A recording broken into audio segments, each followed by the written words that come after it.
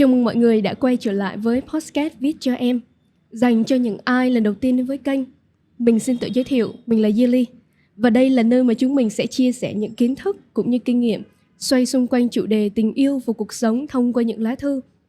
Ở tập phát sóng ngày hôm nay, chúng ta sẽ cùng nhau tìm hiểu một chủ đề khá nóng bỏng, mang tên Safe Sex, hay còn được gọi là tình dục an toàn. Trên tay mình đang là lá thư do một bạn tên là Thiên Ân gửi về cho chương trình, với mong muốn được chia sẻ suy nghĩ của bản thân về chủ đề ngày hôm nay. Lá thư với tựa đề tình dục an toàn có thật sự an toàn hay không? Mời các bạn cùng lắng nghe. Sài Gòn, một ngày nhiều suy tư. Xin chào tất cả các bạn. Lời đầu tiên cho phép mình, Thiên Ân, gửi đến đội ngũ sản xuất podcast Viết cho em một lời cảm ơn vì đã có một ý tưởng tuyệt vời khi cho ra đời hòm thư Viết cho em, một địa chỉ uy tín để mình có thể thoải mái chia sẻ. Ngày hôm nay, trong lá thư đầu tiên gửi đến podcast Viết cho em, mình muốn được gửi đến các bạn nghe đài một chủ đề khá là nhạy cảm, nhưng theo mình nó lại rất cần thiết trong cuộc sống và hiện cũng được đông đảo các bạn trẻ quan tâm, chính là chủ đề sex. Hiện nay, có khá nhiều sách, báo và các trang mạng đề cập đến vấn đề này, nhưng với nhiều góc nhìn và nhiều quan điểm khác nhau, nên làm bản thân mình cũng khá hoang mang trong giai đoạn đầu tiếp cận. Và sau một thời gian đọc, tìm hiểu các tài liệu, thì mình có một băn khoăn khá lớn là có hay không vấn đề tình dục an toàn. Đầu tiên, hãy cùng mình tìm hiểu tình dục an toàn là gì nhé.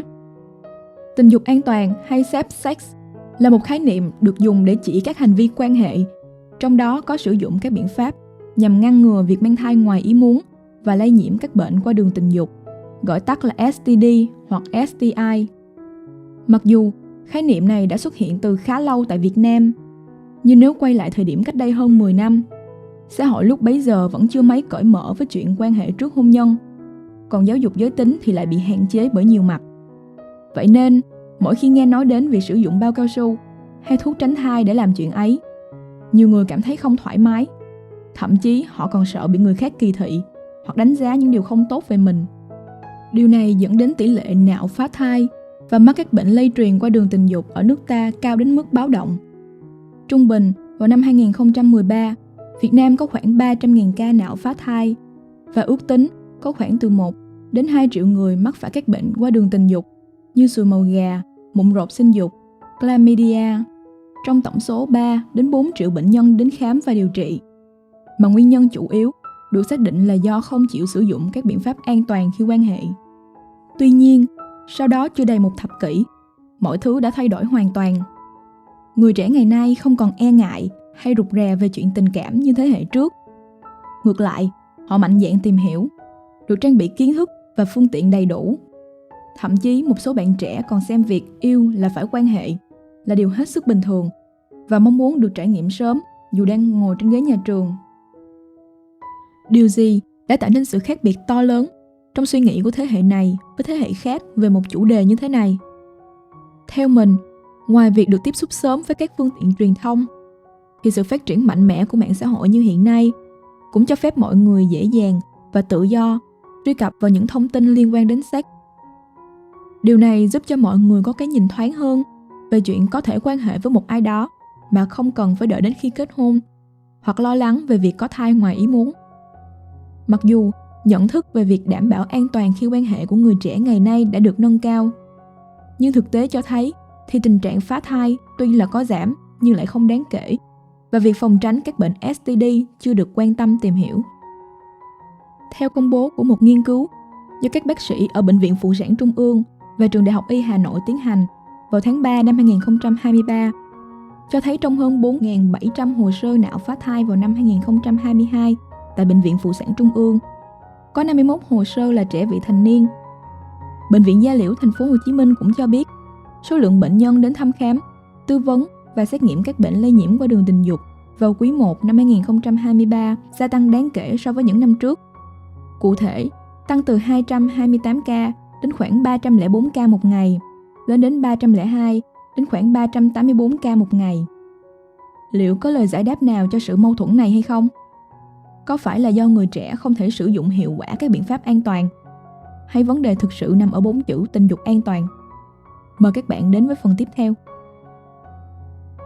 Ngày nay, khái niệm tình dục an toàn đang được hiểu là việc quan hệ có sử dụng các biện pháp phòng tránh với mục đích là ngừa thai và phòng các bệnh tình dục. Nói một cách ngắn gọn hơn, có áp dụng biện pháp an toàn thì sẽ có tình dục an toàn. Vậy có tổng cộng bao nhiêu các biện pháp an toàn? Theo những gì mình tìm hiểu, thì có đến hơn 12 biện pháp tránh thai dành cho cả nam và nữ. Tuy nhiên, để cho thuận tiện hơn, ở đây mình sẽ chia chúng ra thành 3 nhóm chính, bao gồm nhóm rào cản, nhóm nội tiết tố và nhóm phương pháp hỗ trợ. Đầu tiên là nhóm rào cản.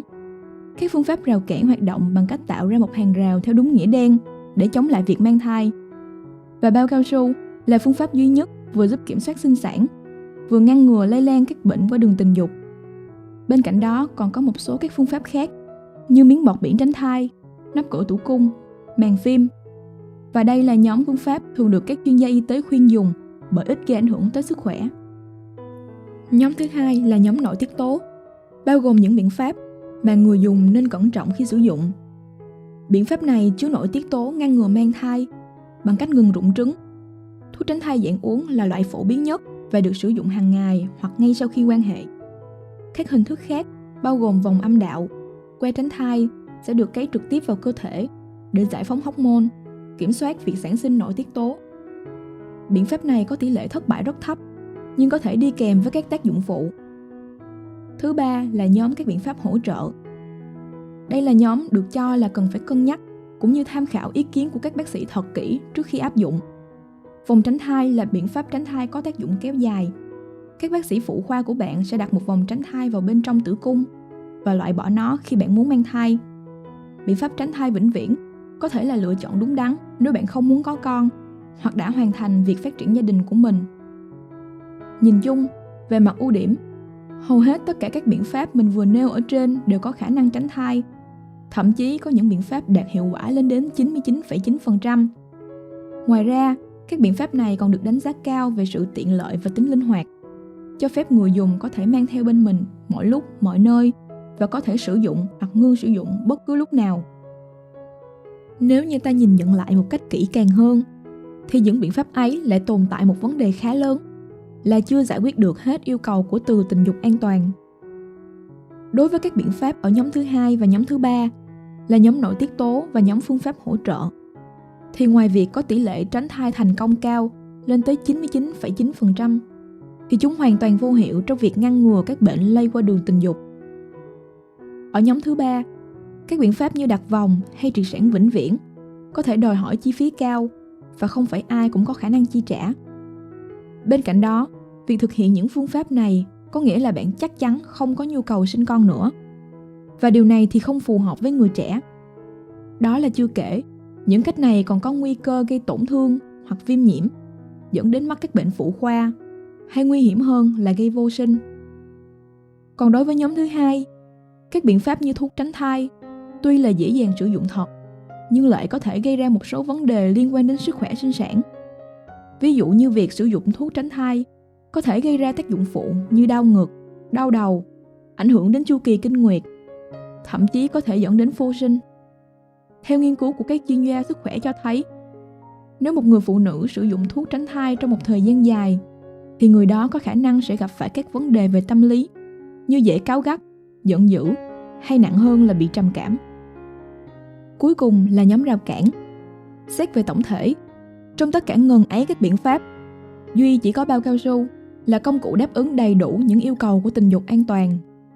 Tuy nhiên, do bởi nó quá tiện lợi, lại dễ dàng tiếp cận, dẫn tới tình trạng nhiều bạn trẻ trở nên quá lạm dụng và quan hệ sớm, gây ra những tác động tiêu cực đến tâm sinh lý của họ. Mọi người hãy cùng mình nhìn lại một vòng những ưu và nhược điểm ở trên thêm một lần nữa nhé.